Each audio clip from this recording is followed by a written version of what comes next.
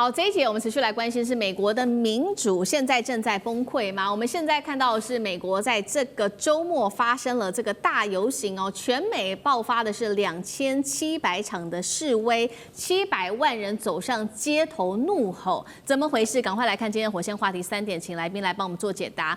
他们怒吼的就是说我们不要国王，这国王指的大概就是川普了。美国街头爆发了2700场的示威，这个人数达到了700万人，从纽约一直到大城市洛杉矶，全民怒吼川普啊！你现在简直就是皇帝！民意反扑正式的在美国全面爆发了吗？第二件事情，看到了这个来自于700万人的示威活动，川普是立刻晒出，并且分享了一段 AI 影片，他戴上王冠，驾驶战机丢粪弹，以数位暴力来回呛这些民众。美式的民主怎么回事呢？第三件事情是最高法院会不会也跟着沦陷呢？因为共和党现在决定要动员军队了，州长都在做备战，这边指的就是在共和党的部分。那国民兵也在待命了，但是问题是最高法院大部分是比较挺川普的美国的民主最后防线是否已经被合法化的独裁给攻陷了？今天会一起的来做解读。确实，现在全美超过2700个城市爆发的这场运动叫做 No Kings 无王运动，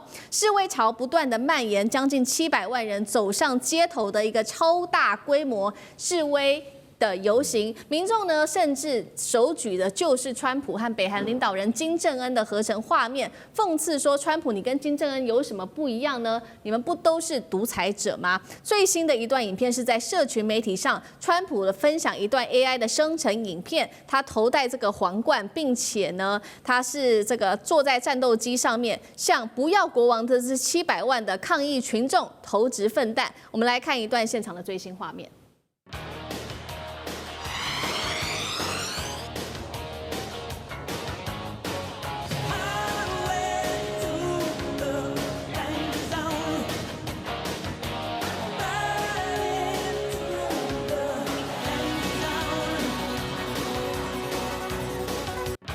好，没有想到是类似这样子的影片，川普竟然是直接拿来做分享，好像是在回应这一些抗议民众的声音一样。另外一方面，共和党的这些大本营，不管是德州、维吉尼亚州的共和党的州长们，也直接下令了，国民兵准备好了，我们随时要强势的来出动，维持社会秩序。川普正在把军事化用在镇压反对者的声音吗？那这样的独裁行为，美国社会还能够容忍多久？美国还有民主吗？委员怎么看？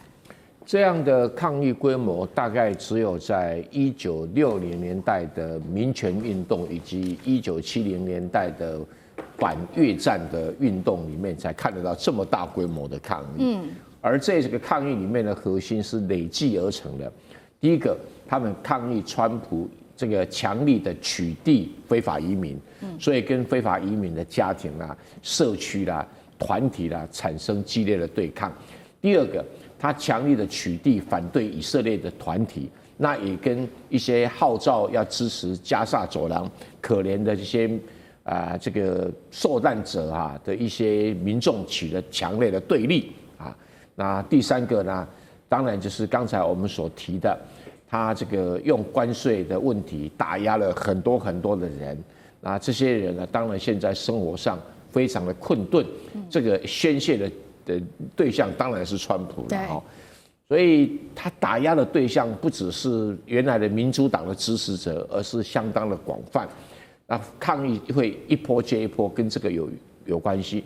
但是川普他不想让，也绝不让，所以两方面就变成说你独裁、你违反民主等等等等。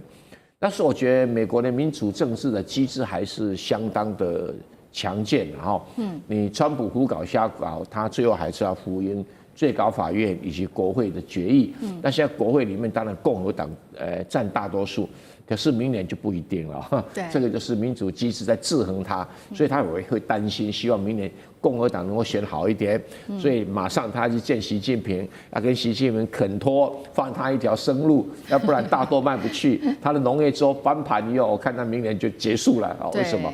如果说让民主党在众议院或参议院，只要有议院占了优势了以后，他的法案都通通推不动这是他最大的一个问题那不过他像小孩子，你堂堂一个大总统，竟然还做影片，然后这些什么丢这些抗议者的这粪便，哎，谁那么幼稚，实在是，哎呀，我实在是这个美国被他搞得实在是脸上无光啊！我从来没看过美国总统因为有人抗议他哦，就做个 AI 影片搞。当然那个年头还没有 AI， 可是人家也都很幽默的去应付啊。比如以前小罗斯福当总统的时候，他很严格的推行新政啊，社会保险，很多共和党的保守派就很讨厌他。那他就讲个笑话，他说：“哦，有一个共和党老先生每天去报摊看一下，不买报纸就走了。报摊老板问他说。”哎，你看这个怎么都不买报纸啊？他说我要看那个人死了没有，那个人死了一定会登头条。你看多幽默，这个人家厉害就在这里，就他不但没有幽默感，还那么孩子气哦。哎呀，实在是个性使然呐。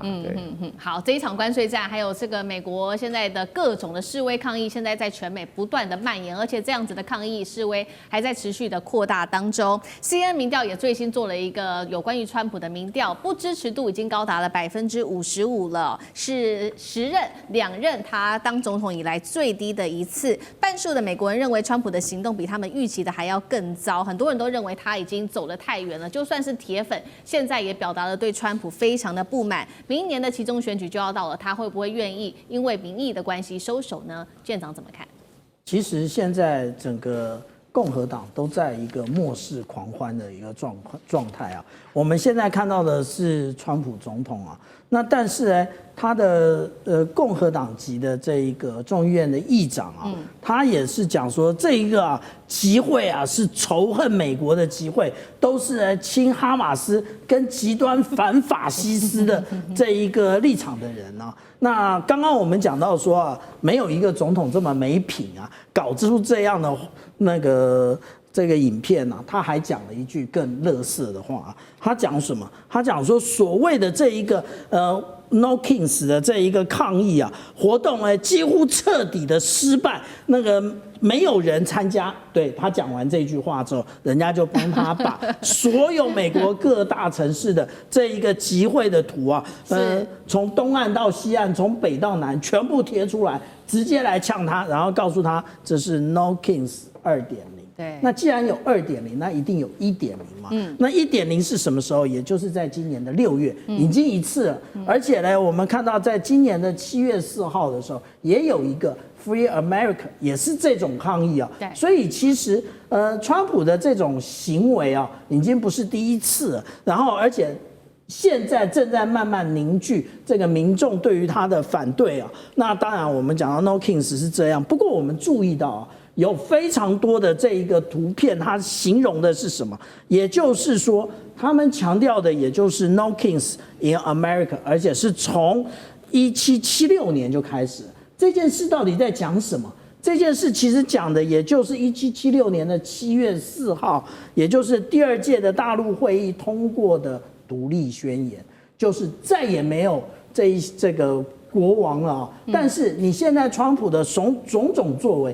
就像是个国王，那而且呢，我们看到这个美国的这个人民其实是很担心的。我们就看这个有关于美国未来的这一个经济预测的话，我们看到有关于黄色的部分是表示悲观的，蓝色的是表示乐观的。我们看到从他开始就任以来一路的就是悲观都是不断的往上爬。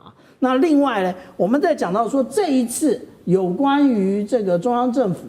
那个无法发放薪资这件事到底是谁负责？那我们看到大家都认为是川普跟共和党负责，反而是民主党他只有37%的人认为是有责任的。但是美国的人民是很有警觉心的，也就是他们认为就是未来他们看到他们的这个工作的话那其实我们就可以看到有关于黄色的部分呢是现在的状况，那蓝色的部分呢是今年8月的状况，也就是我们可以看得出来，大家对于未来就业的前景也是悲观的。所以在这种种的情况下来看的话，如果大家都认为我的工作是悲观，那 American Dream 就不存在，也就是明年的选举对于川普而言只会更悲观。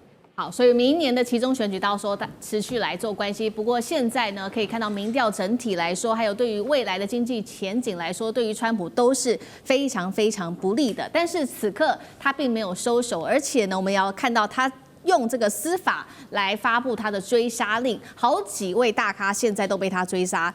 来看到的是他接连起诉的人，包括了前 FBI 局长科米、前检察长詹乐霞、前国安顾问波顿，他还威胁要调查特别检察官跟民主党的参议员等人，而且详列了一份叫做政敌清除名单正在形成当中。另外一方面，最高法院似乎是不是也成为现在川普的一个独裁护法了呢？原因是因为现在芝加哥他已经婉拒川普派国民兵进驻到当地，结果川普是立刻的上诉到最高法院。现在看起来做一个统计说，这个最高法院的保守派的比例大概是以6比3，也就是说，川普现在看起来都是优势的。接下来最高法院也可能成为川普独裁的工具吗？川普对政敌发起的这个司法上面的追杀，美国还是民主国家吗？那杨老师又怎么看？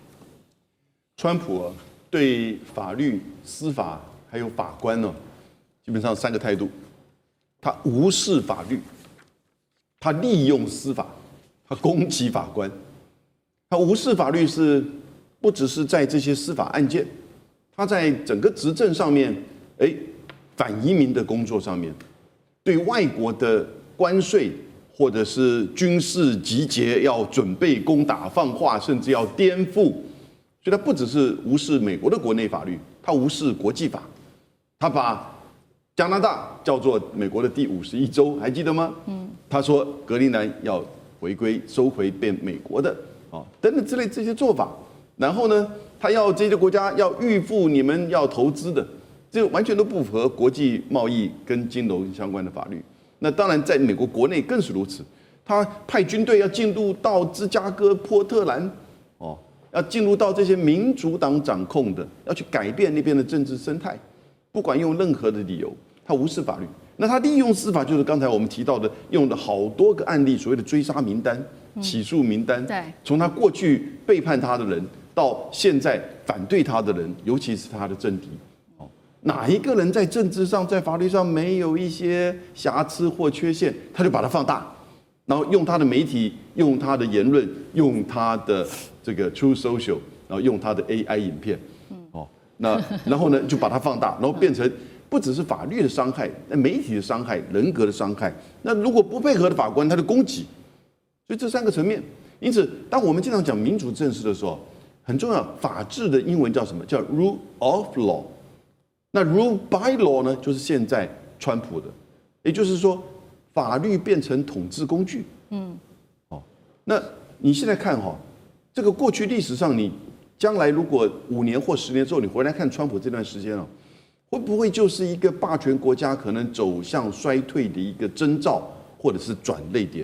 因为不要忘记这才他的第1年我们还有3/4他3年以上的时间要跟他相处而且不要忘记，他虽然没有连任的这种可能性，可是呢，那就表示什么？他在这个接下来这3年多会为所欲为，同时他一定会极度的去确保接续他的人会是共和党。是，那否则他可能自己被起诉了。对，他怎么会不知道这个事情？所以呢，如果用什么样的方式去做，那就更进一步的藐视法律、无视法律，利用司法攻击法官。所以我觉得美国这民主政治真的已经慢慢的离这个所谓的法治 rule of law 渐行渐远。